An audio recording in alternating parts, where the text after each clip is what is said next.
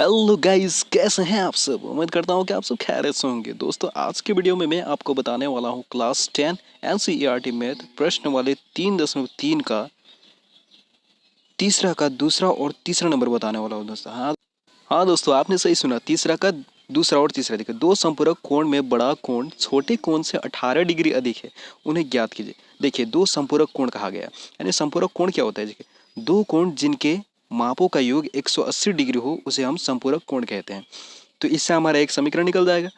और आगे क्या कहता है। देखिए, बड़ा कोण छोटे कोण से 18 डिग्री अधिक है, तो इससे हमारा एक निकल जाएगा। तो चलिए हम लोग सॉल्व करना प्रारंभ करते हैं। देखिए, सबसे पहले हम सॉल्व लिख लेते हैं। देखिए, सॉल्व या हल लिख लीजिए। अब देखिए क्वेश्चन क्या कहता है। दो संपूरक कोण में बड़ा कोण छोटे कोण से 18 डिग्री अधिक है, उन्हें ज्ञात कीजिए। तो उसी क्वेश्चन का हम लोग उतारनी है। अब देखिए, तो संपूरक कोण क्या होता है। दो कोण जिनके मापों का योग 180 डिग्री हो, इसलिए हम लिखेंगे संपूरक कोण बराबर 180 डिग्री। क्योंकि संपूरक कोण का माप कितना होता है, 180 डिग्री होता है। और इसमें कितने कोण होते हैं, दो कोण होते हैं। एक कोण बड़ा होगा, एक कोण छोटा होगा। तो इसलिए हम लिखेंगे माना कि बड़ा कोण। देखिए, अब लिखेंगे, क्योंकि संपूरक कोण में दो कोण होता है, इसलिए हम लिखेंगे माना कि बड़ा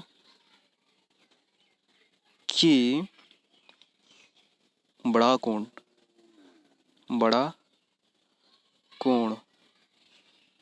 बड़ा कोण कितना,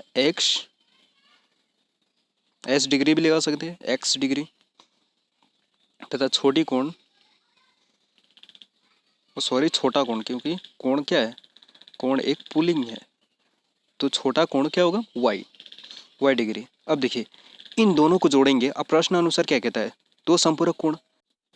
अब लिखते हैं प्रश्न अनुसार। देखिए, प्रश्न में क्या कहता है, दो संपूरक कोण, यानी दो संपूरक मतलब 180 डिग्री, यानी दो कोण को जोड़ेंगे तो हमारा कितना होगा, 180 डिग्री। हम कोण क्या माने, बड़ा कोण एक्स माने, तो एक्स लिखेंगे, और प्लस छोटे कोण वाई। तो इन दोनों को जोड़ेंगे तो कितना होना चाहिए, 180 डिग्री, क्योंकि संपूरक कोण कहा गया है। इससे हमारा समीकरण एक निकल रहा है। देखिए, इसको हम समीकरण एक के रूप में दिखा देते हैं।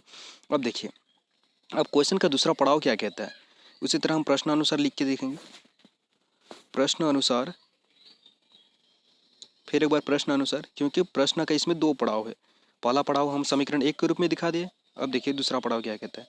दूसरा पड़ाव कहता है, यानी क्वेश्चन का दूसरा पार्ट। देखिए, बड़ा कोण छोटा कोण से 18 डिग्री अधिक है।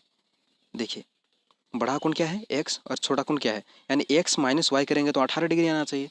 तो इसी तरह हमारा समीकरण दो भी निकल जाएगा। एक्स माइनस वाई किए तो कितना डिग्री, 18 डिग्री, क्योंकि बड़ा कोण छोटा कोण से कितना 18 डिग्री अधिक है। देखिए, ये हमारा समीकरण दूसरा हो गया।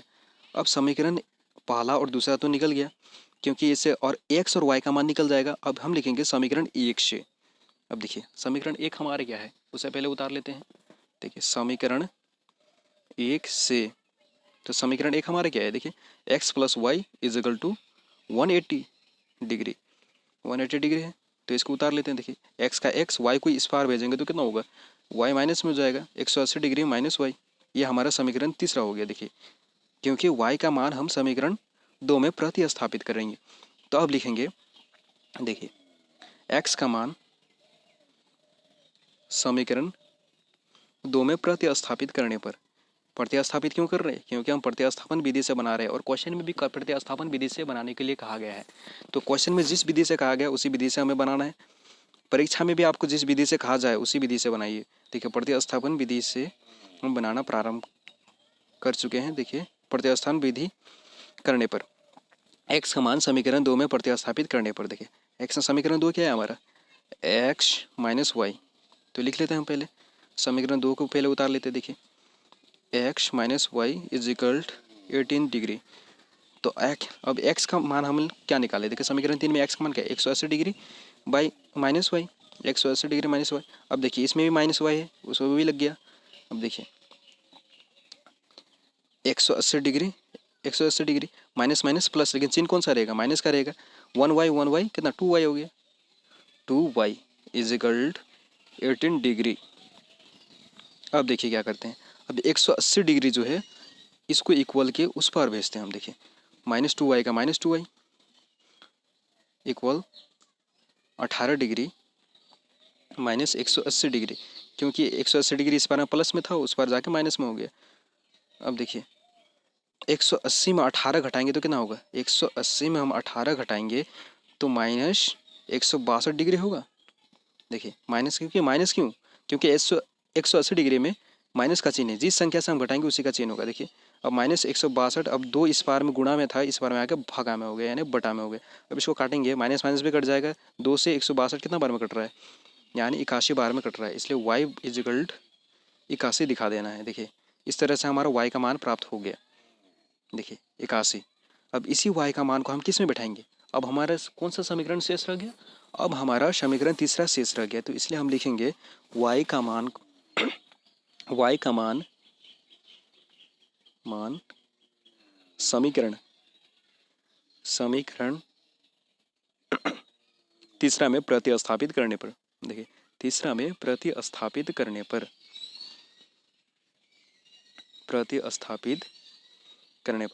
अब देखिए समीकरण तीसरा को भी हम उतार लेंगे। समीकरण तीसरा हमारा जो है उसको उतार लेंगे और सबका मान बैठा देंगे, तो इस तरह से हमारा x का मान भी निकल जाएगा। तो समीकरण तीसरा हमारा क्या है, समीकरण x इजिकल्ड 180 डिग्री माइनस y।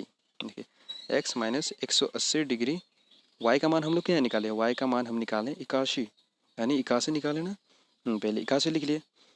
अब देखिए x, अब देखिए 180 डिग्री में 81 माइनस करेंगे तो कितना होगा, 180 डिग्री में हम 81 माइनस करेंगे तो हमारा 99 होगा, 99। देखिए 99 यानी 99। तो इस तरह से हमारा x और y का मान निकल गया। तब देखिए x का मान हम क्या माने थे, x हम बड़ा कोण माने थे, तो इसलिए लिखेंगे, इसलिए का चिन्ह देते हुए लिखेंगे हम बड़ा कोण, हाँ हम लिखेंगे बड़ा कोण x, बड़ा कोण x बराबर कितना आ गया, 99 डिग्री, यानी 99 आ गया, ये 99 डिग्री हो गया। तथा अब लिखना है तथा छोटा कोण हम क्या माने थे, y माने थे, तो y ब्रैकेट में दिखा देंगे और y का मान क्या निकाले, हम y का मान निकाले 81 डिग्री। इस तरह से हमारा दोनों कोण प्राप्त हो गया। इस तरह से ये हिसाब कंप्लीट हो गया 2 नंबर। अब तीसरा नंबर देखते हैं। अब तीसरा नंबर का क्वेश्चन क्या कहता है, इन दोनों को जोड़ेंगे तो 180 डिग्री आएगा। नंबर तीसरा देखिए, एक क्रिकेट टीम के कोच ने 7 बल्ले तथा 6 गेंदें 3800 रुपये में खरीदी। बाद में उसने 3 बल्ले तथा 5 गेंदें 1750 रुपये में खरीदे। प्रत्येक बल्ले और प्रत्येक गेंद का मूल्य ज्ञात कीजिए। देखिए एक क्रिकेट टीम ने यहाँ से यहाँ तक, यानी जो पूर्ण विराम तक, यहाँ तक हमारा एक समीकरण निकल जाएगा और उसके बाद क्वेश्चन का दूसरा पड़ाव से हमारा समीकरण निकल जाएगा। देखिए 7 बल्ले तथा 6 गेंदें 38 रुपये में खरीदी, इससे हमारा एक समीकरण निकल जाएगा। तो चलिए हम सॉल्व करते हैं। देखिए हम क्या मानेंगे, 6 गेंदे का मूल्य दिया हुआ है, देखिए 7 बल्ले तथा 6 गेंदें 3800 रुपये में खरीदी, यानी हम लिखेंगे माना कि, अब लिखेंगे माना कि एक बल्ले, हम एक बल्ले का मूल्य निकालेंगे, एक बल्ले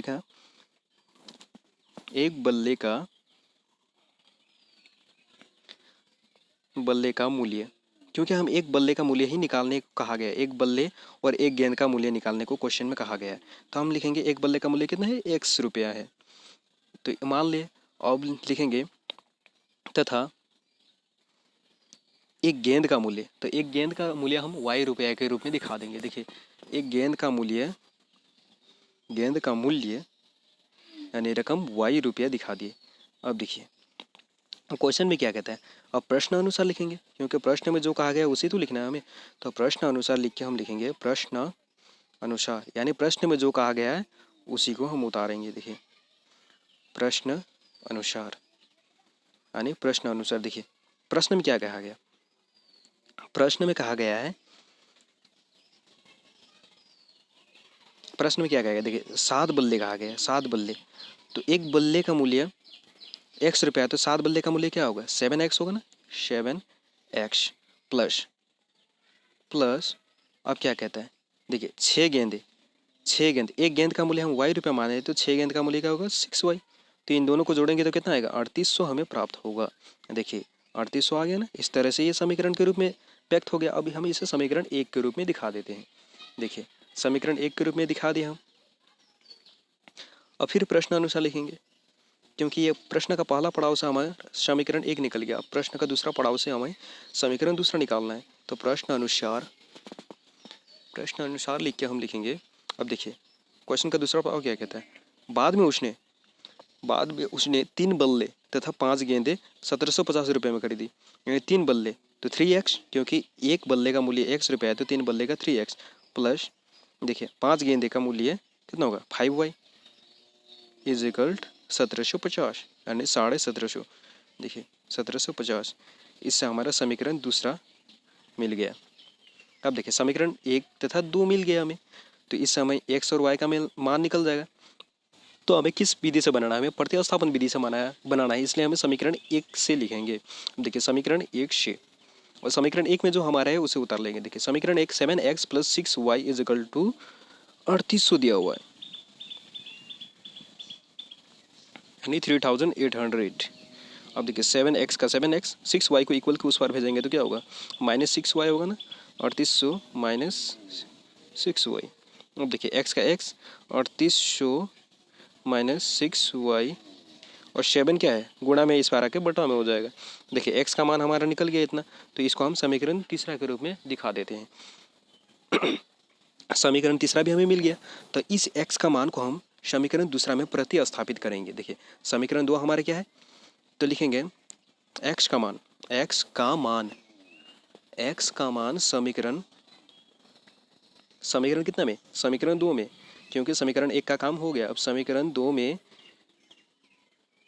में प्रतिस्थापित करने पर हम प्रतिस्थापित कर देंगे, यानी जो x का मान है उसे हम समीकरण 2 में बैठा देंगे। प्रतिस्थापित मतलब दोबारा बैठाना, यानी उसका मान को बैठाना। देखिए 3x + 5y, समीकरण दूसरा हमारा है 3x + 5y is equal to 1750, 1750। अब 3 का 3 होगा। x का मान क्या है, देखिए 3800, वही जो x का मान आया है उसी को लिख देंगे। अब क्या होगा गुणा में होगा, तो गुणा का चिन्ह दे देते हैं। देखिए अब 3800 का 3800 -6y बाई 7 है, बाई कितना है 7 है। अब देखो क्वेश्चन में 5y है, उसके बाद इक्वल 1750 है, तो इसको हम ज्यों के त्यों लिख देंगे। अब देखिए अब 3 से ये तो अब ऊपर वाले 3800 - 6y, ये तो 3 से गुणा होगा, तो हम पहले इसको 3 से गुणा कर लेते। देखिए 3 से गुणा करेंगे तो क्या होगा 0 का 0 आ जाएगा। देखिए हम लोग पहले गुणा कर लेते। देखिए 0 2 0 है तो 2 0। अब देखा 8 3 24 का 4 हासिल 2, 3 3 9, 9 और 2 11। देखिए इस तरह से आ गया। अब फिर ये 6y भी गुणा होगा। देखिए -6y कितना हमारा 18 आ गया, क्योंकि 6 3 18 होता है। अब देखिए 5 के नीचे हर के रूप में क्या है 1 है, तो 1 से हम 7 को गुणा करेंगे तो 7 बार में होगा, तो ये हमारा एलसीएम होगा 7 5 35y। अब देखिए अब ये इस बार में बटा में उस पर जाके 1750 से क्या होगा गुणा हो जाएगा, क्योंकि इस बार में आके गुणा में रूप में हो जाएगा। देखिए 7 0 0, 7 5 35, 35 का 5 हासिल 3। अब देखिए 7 7 49, 49 और 3 52, 52 का कितना होगा 2 होगा। उसी तरह अब देखिए 7 एकम 7, 7 5 कितना हुआ 12 हो गया। अब देखिए इस तरह से हम गुणा कर लिए। अब 11,400 का 11,400 देखिए माइनस प्लस माइनस।